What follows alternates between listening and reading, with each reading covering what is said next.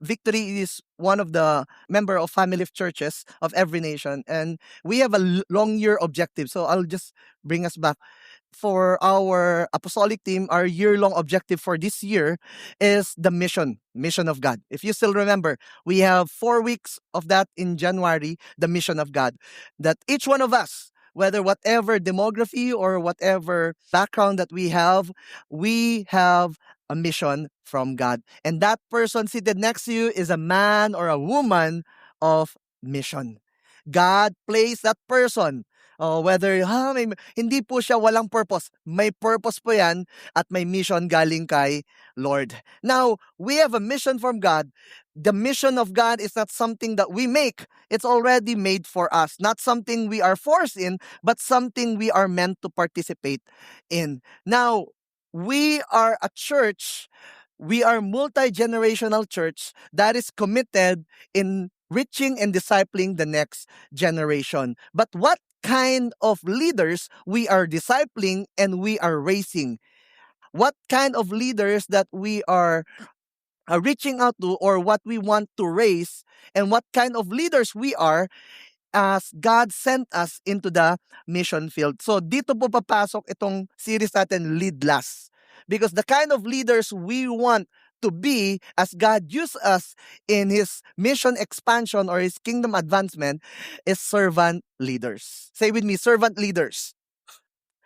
This is the kind of leaders God wants to send for His mission. Last week, we talked about serving the campus, and we have 3 great preachers, Stephen, Orpha, and Abby. Abby last week preached as well powerfully. Jovi preached kaninang 8:30 and then 10:15.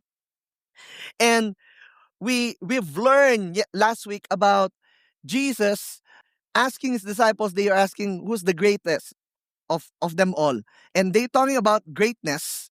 And Jesus talk about, if you want to be great, you should be the servant of all. If you want to be the first, you should be the last. Now, the kingdom of God is a upside down kingdom.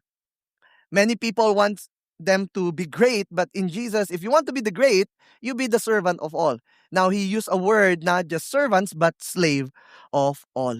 Now, when we talk about stewarding the campus, how do we faithfully steward what God has entrusted to us? Or to some of you, why the campus? Because this is something that God has been entrusted to us since the day victory born has been born. And we've been faithfully stewarding it for the past 42 years. Now, how can we faithfully steward what God has entrusted to us?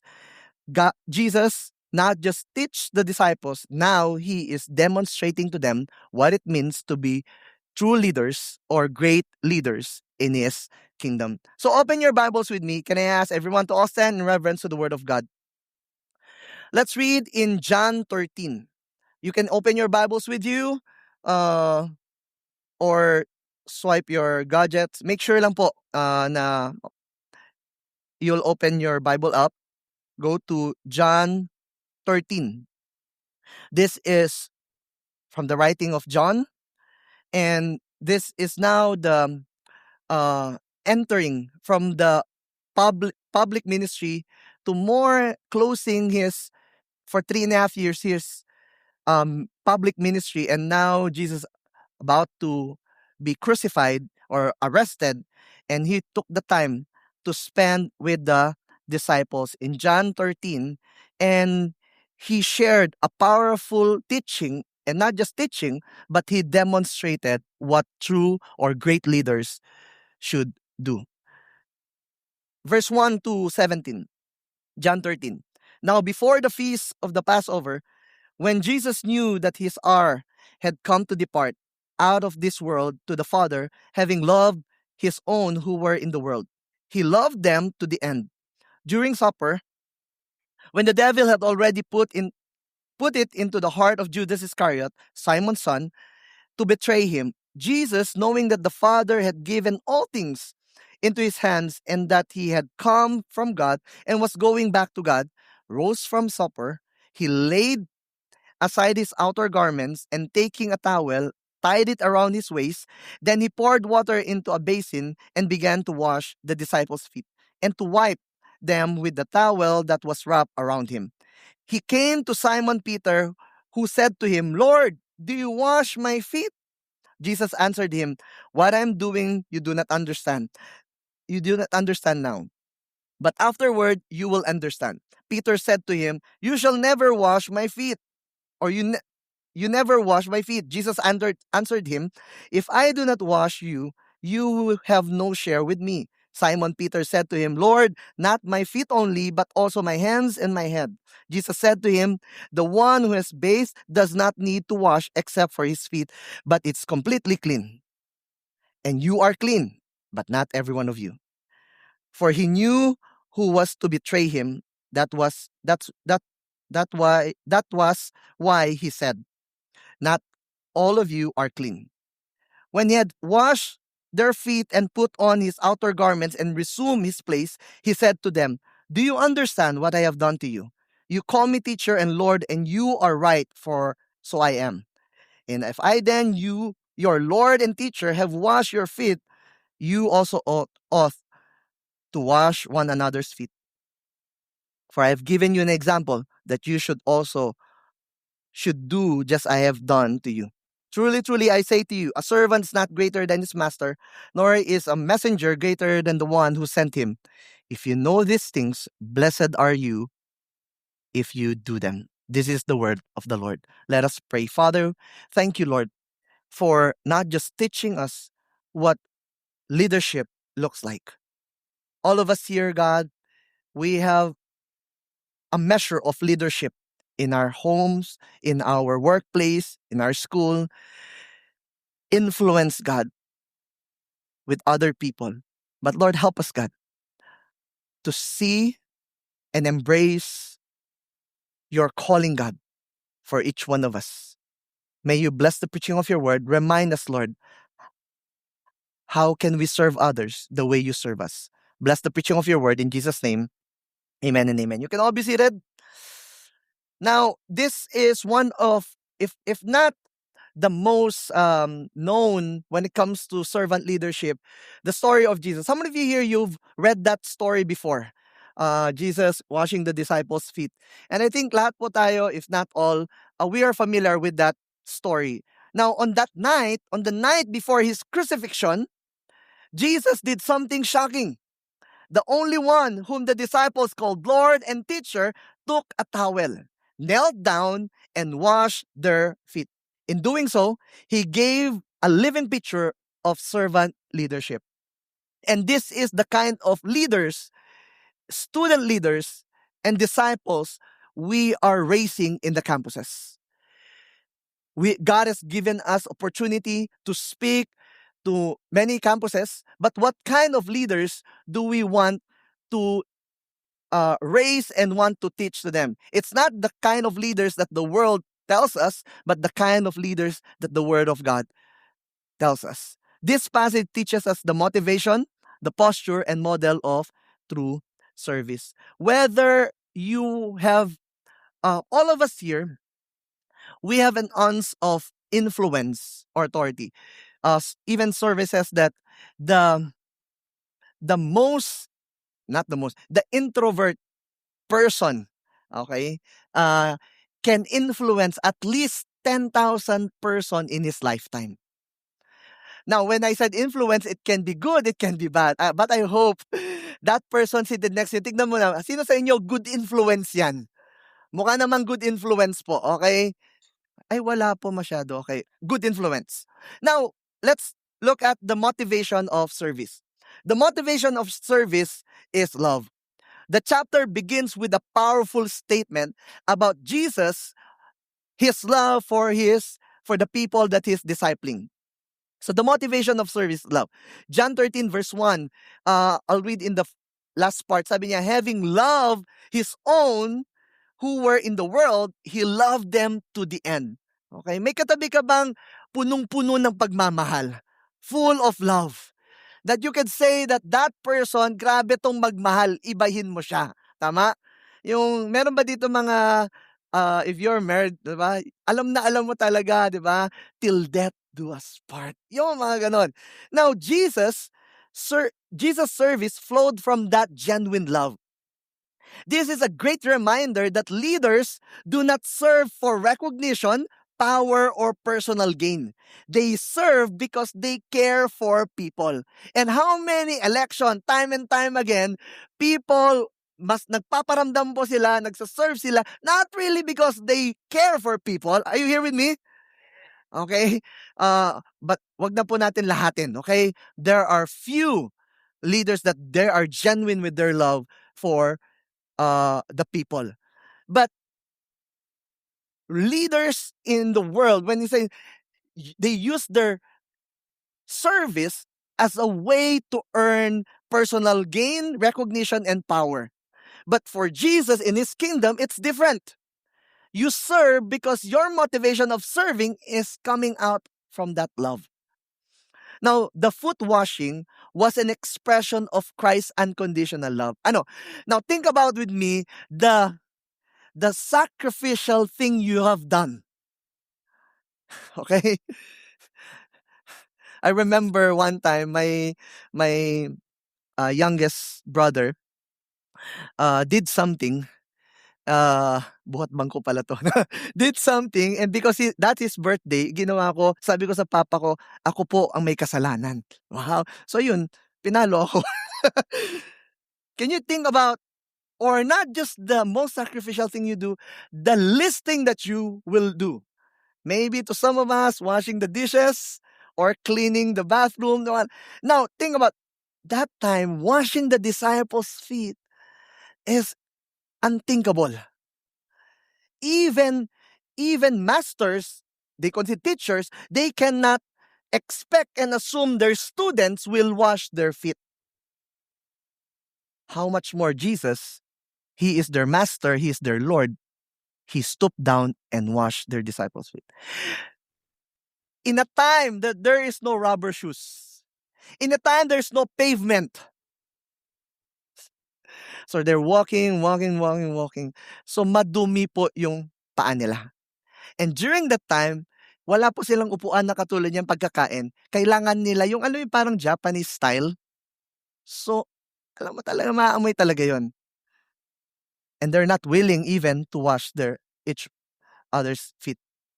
And yet, Jesus did the unthinkable. He served every disciple, including Judas, who would soon betray him, even Peter, who would soon deny him. When it comes to serving others, Jesus, the motivation comes from that genuine love. And when you look at the service of Jesus, it's not a selective service. What do you mean by selective service? Ito ang selective service, ito yon, yung pag may nakita kang bata, grabe, tara, halika dito. 'Di ba? Parang dito ka na, 'di ba? Bibilhan mo ng lollipop, bibilhan mo na. It's not really because you love children, kasi anak siya ng boss mo. Ngayon may nakita ka ibang bata, bahala sila basta ito. Again, that's a selective service. Selective service yung bibigyan mo itong mga kaibigan na 'to, bibigyan mo sila ng mga pagkain, bakit? Kasi kaibigan sila nung nililigawan mo. Okay, nagets mo yung nagpapalakas pala. Okay? You're not really like serving them because you really want to serve. But there's something, the motivation is coming out because you want something from them. Or your friends, meron dito yung, especially sa Pilipino, 'di ba, yung i-serve ko 'to kasi balang araw may utang na loob 'to, Isa-serve niya. Especially tayo, 'di ba? Parang, oh, baka naman next time ako naman yung mo, may favor naman ako. Okay? So, there are things that people do, but in the end, it's the Lord who knows the heart of every person. And there are many people as well who does this. They're using their position and platform not really just to serve. I'm not saying everyone, okay? There are few people, there are few politicians who serve people comes out of that genuine love. Isa na natin dito, nandito si Cap Daisy, di ba? Kanina po Kanina pang umaga yan nagse-serve dito, and we have people I've met, I think this 10, 15, some barangay officials that we have coming from that heart of serving people. But many times they will serve their constituents, not really coming from that out of that love, but because they want to get vote. We can ask this question: do I serve because I love God and people, or because of expectation and recognition? At the end of the day, only you and God knows the motive of your heart, the motives of our heart. Do I serve because I love God and people, or because of expectation and recognition? In the story of our campus ministry, we're so blessed for individuals who are motivated and compelled with God's love to serve the students and the next generation. We have I don't have in this picture, mamaya yung picture. We have a story in I think in Victory Pasay. 'Di ba ENC Every Nation Campus. Sa kanila Every Nanay Campus.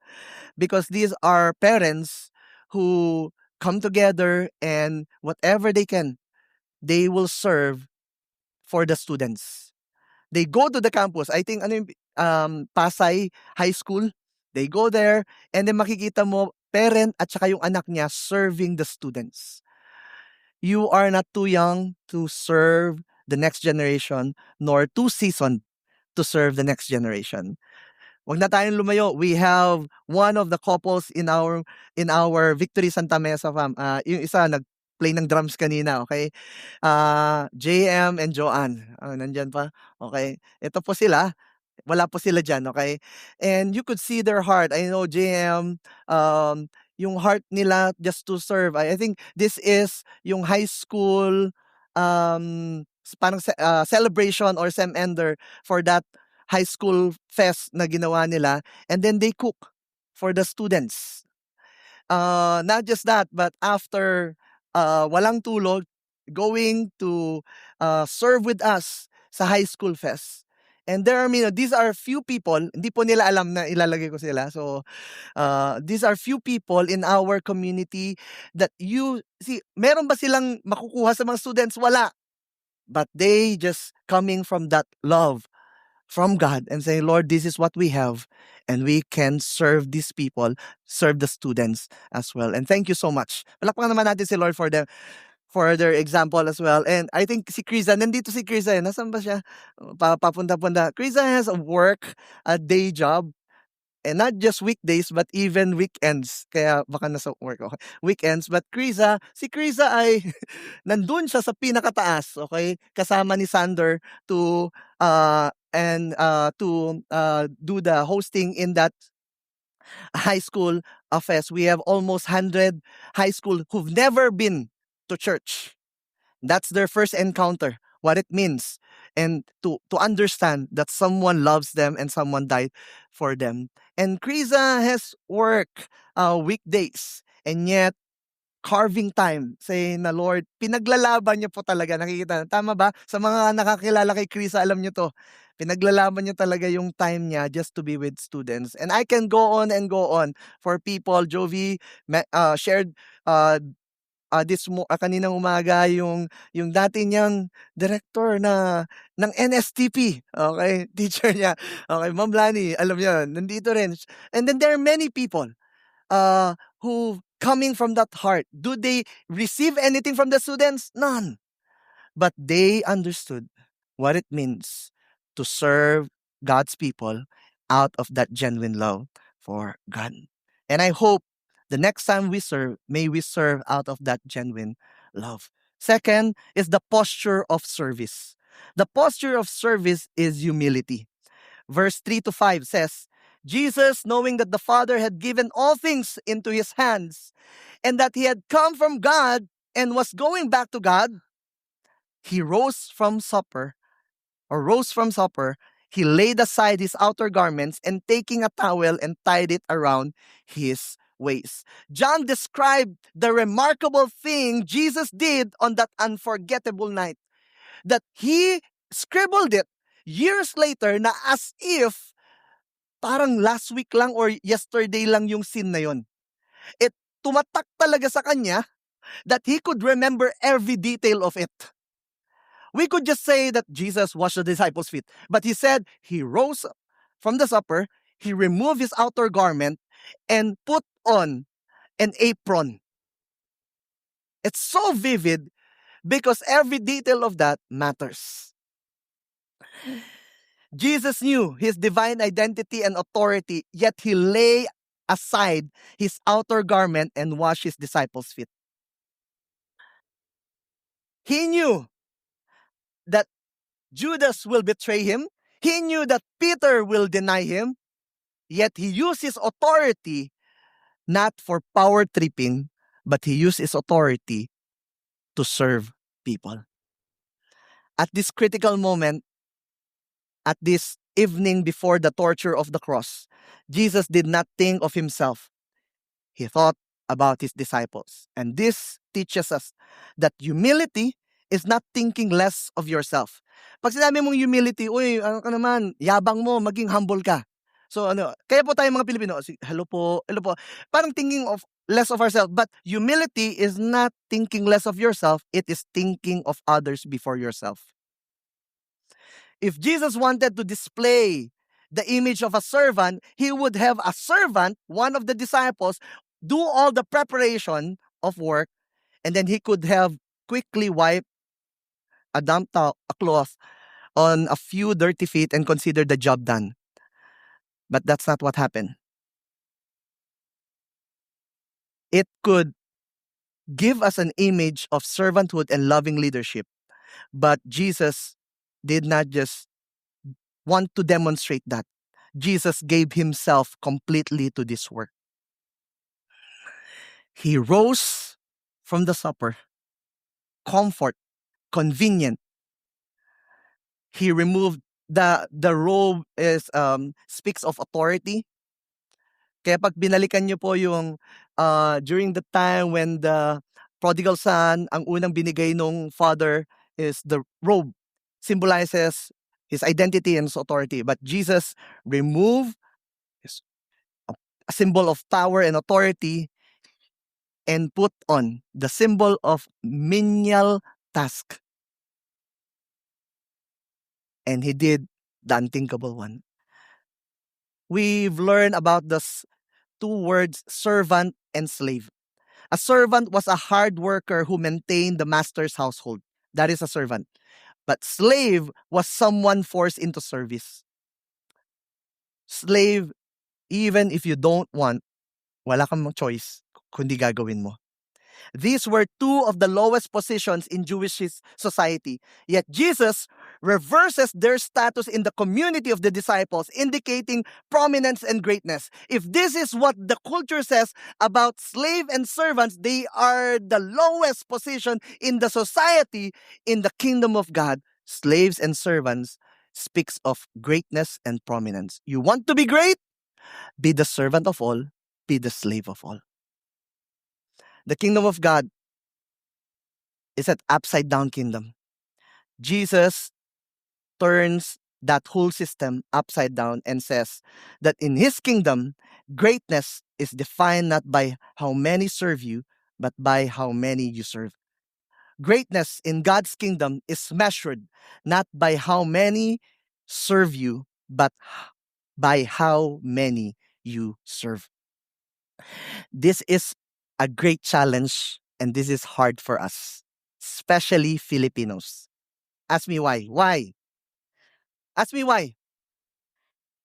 To think others before yourself? This is not easy. Especially for us Filipinos, we were conquered by 3 nations. We want to be first. Kaya po may crab mentality. Ayaw natin maisahan. Tingin mo, nasa work ka, iisipin ko, siya muna bago ako. Be real. Tama po ba? Oh, it's hard. Pati nga sa family na lang, di ba? Ay, yan yung kinuha niyang part. Oh, di ba sa pagkain pa lang? Di ba para sa akin yan, di ba? Tapos ikaw pa yung tatay, nanay. But Jesus said, in my kingdom, it's an upside down kingdom. That's why Philippians 2 verse 3 to 4, when Paul scribbled it, he said, "Do nothing from selfish ambition or conceit, but in humility." Say, in humility.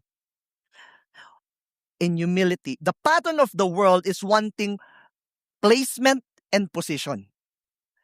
And with all the things that's happening now, happening now in the Senate, the impeachment, and of probing ng flood control, makikita po talaga natin. And even for us, not politicians, it's somehow creeping the idea of power and placement and position. Na ibig sabihin, minsan sa atin, kung meron lang ako nun. But Jesus, the pattern of the world is wanting placement and position. But the pattern of Christ, for Jesus, what you need is not placement, it's not position. What you need is a posture of the heart. And the posture of the heart is of that humility. He said, but in humility, count others more significant than yourselves. He said, verse 4, let each of you look not only to his own interests, but also to the interests of others. This is a counterculture of a world that is self-serving, of a world that wants fame, entitlement, and pride. Jesus' kingdom is a kingdom that is filled with humility, humble service, serving others, not to take, but to give. When you look at that word humility, humility means living in complete dependence on the Lord. It means with no reliance on self. So pag tinignan niyo po, the leadership and the way of the world is that position will give you opportunity to serve, but it's not to serve others, but in the end, it will serve self. But in the kingdom of God, whatever influence or position that you have, use it. The posture of our heart is of that humility. Use it not to self, but to to serve others. And this was a dramatic scene. Alam niyo po bakit? This was so dramatic scene because as they entered that room before they will take the supper, alam niyo po ba yung discussion nila? In Luke 22, their discussion is, who is the greatest? How can we be great? Could you imagine?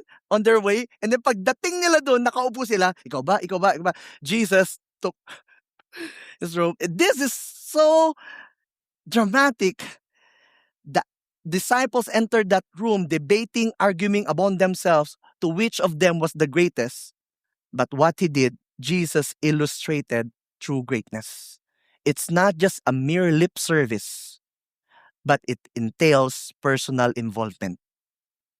When we said serving others, it's not just mere lip service, but we serve others. And that last part, the model of service, which is Jesus.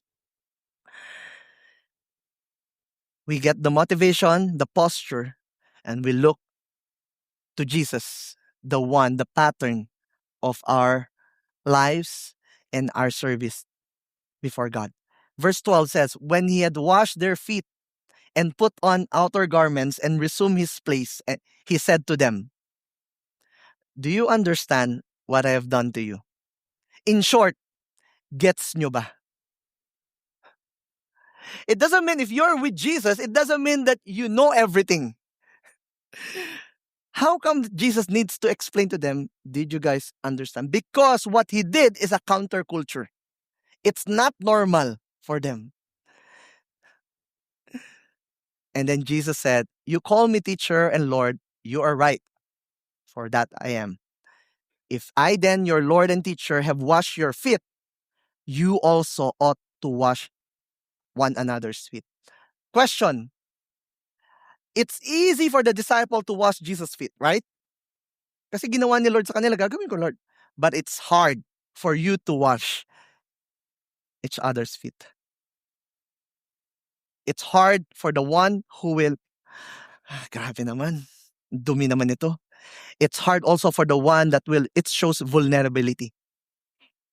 But Jesus called that to his disciples. And he said, for I've given you an example that you also should do just as I have done to you. Jesus commanded them to show the same humble and sacrificial love to one another. And that's what we are doing in campus ministry. We're discipling and raising leaders and raise them to have a Christ-like leadership. God has opened doors of schools having life seminar, leadership, integrity, faith, and excellence. What are we teaching them? Teaching them Christ-like leadership. The way Jesus served us. And Jesus calls us to follow his example every day. Whatever season that we are in, we are called to follow Jesus. Jesus did not merely teach about service, he practiced it, he modeled it. To all the parents here, parents, it's easy said than done. We are not just called to teach it to our children, but we are called to model it to them. And how many of you parents could say, Lord, I need your grace? To all the titas and titos here, we need the grace of God. To all the grandparents here and guardians, have you know, we need the grace of God. Jesus did not wash the disciples' feet merely to impress them, but to establish a pattern of Christian living, which is a humble service. And we are called to serve one another. Question: how did the disciples live out Jesus' example? Jesus said, I've done this to you. Now, he said in verse, I've given you an example that you also should do as I have done to you. Stewardship means whatever entrusted to us, we are faithfully doing that generations after generations. Question: Did the disciples faithfully steward the calling and the command of Jesus, which later on we could see in the book of Acts? I'll put it here. First, they shifted from arguing about who was the greatest to leading to the early church through humble acts of service. Eventually, Peter led.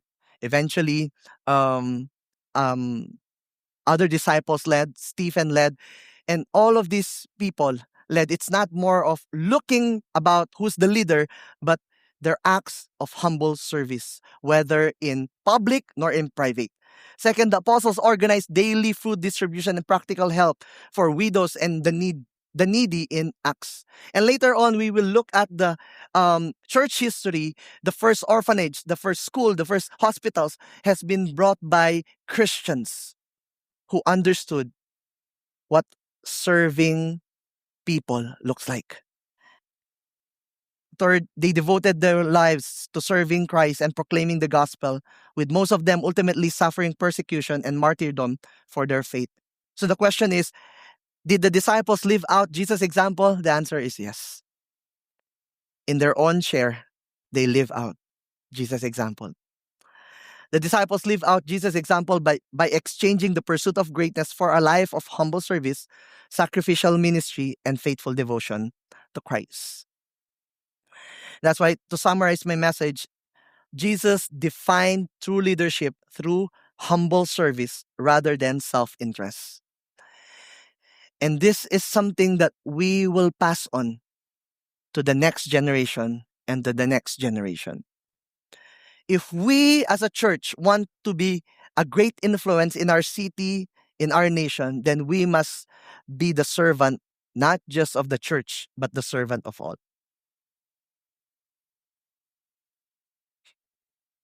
What is what how do we live out this one? Serve your family. For some of you, you need to start in your own family. Do household chores. Help them. For parents, teach your children, teach your kids. Serve your family. We grew up in a family where the parents, sila yung sineserban ng mga anak. Can we be the one who will serve our family? serve your family. I remember one time, someone invited his parents, 'di ba, in the church. And then, "Hi, pastor, ito po yung parents ko." "Hello po." And then I said, "Grabe po yung anak niyo, sobra pong bait, dami niyo pong ginagawa dito sa church." Sa sabi na yun naman talaga yung sabihin ko. Sabi nung parents, "Buti pa po pastor dito, sipag niya." Sabi ko sabi ko, "Ano bang ginawa mo? Hindi ka parang gano'n, hindi ka ba naglalaba, hindi ka ba nagliligpit and all?" But again, and there's also one story, after after hearing about how Jesus served him and all, he was compelled in saying, "Maybe this is my way of serving my family." So his opportunity to restore their relationship, his relationship with his parents, he served them. And then eventually, wow, buhay ang Panginoon. Nagse-serve ka parang gano'n. Nagwawalis ka, may lagnat ka ba, 'no? Serve your family. Some of you serve your neighborhood. Bless them, be considerate to them. Yung mga nagvi-video, okay, be considerate to them. Okay? Bless them. Serve in business with integrity. People first before profit. If you are in business, do it with excellence. Serve. In your workplace, serve in workplace, being competent. If there's a double somehow, not just expectation, but standard for us who are professing that we are Christians. And people are eyes are all eyes is on you. But I hope that it will not put pressure on you, but it will give you an opportunity to serve people, doing things even without supervision. And to all of us, serve in your campus. Help other students, taking ownership of your campus. To all the students, do we have students here? To all the students, you are not just a student in your campus. God put you there. That is your mission field. That is your campus. That is not my campus. That's your campus. That is your mission field. Be good steward of that. Serving the campus. To all our ministry partners, to those of you partnering for our campus ministry, thank you so much for stewarding God, what God entrusted to us, to our movement. Thank you to all our ministry partners. And just like what I've said, as I start the message, we are a multi-generational church committed in reaching and discipling the next generation. You know, one of my prayer every time, I don't want to see, alam niyo ba yung Joshua's generation? Yun po yung next series natin. I'm excited. Next week, we'll be starting our new series titled about being strong. Joshua, the book of Joshua. Joshua's generation, ang galing talaga nila. Left and right victory. But you know, the sad part is Judges 2. After Joshua's generation, there was a new generation who neither knew the Lord nor walked in his ways. I don't want us to come to a point where there will be new generation of Filipino students who neither knew the Lord nor what he has done. And that's why we are in a critical part of our nation today. Let's continue to reach and disciple the next generation. For some of you, the next generation is in your own backyard. Let's continue to disciple and reach them. We are a campus reaching church. Let me just end in Matthew 20. Let me call on the keyboardist to join me here. Matthew 20, verse 28 says, "Even as the Son of Man came not to be served, but to serve and to give his life as a ransom for many." You know, Jesus' ultimate service, Jesus has the greatest position, and yet he went down to the lowest position and having that posture of a servant. Why? Because of his love for you and for me. Jesus himself, he is the Son of God, and yet the greatest demonstration of his servant heart is on the cross. He died for you and for me. His life was given to ransom us, to set us free from a sinful and selfish heart. And this is the only reason why we can be servants to all, because he first served us. I hope and I pray it will be a question, am I serving the way Jesus served? What can I do to serve the next generation. And I pray that all of us, God will rekindle that heart and bring us back to what matters most, and that is for the gospel to be heard, not just in this generation, but for the generations to come. Amen. Let's just all stand.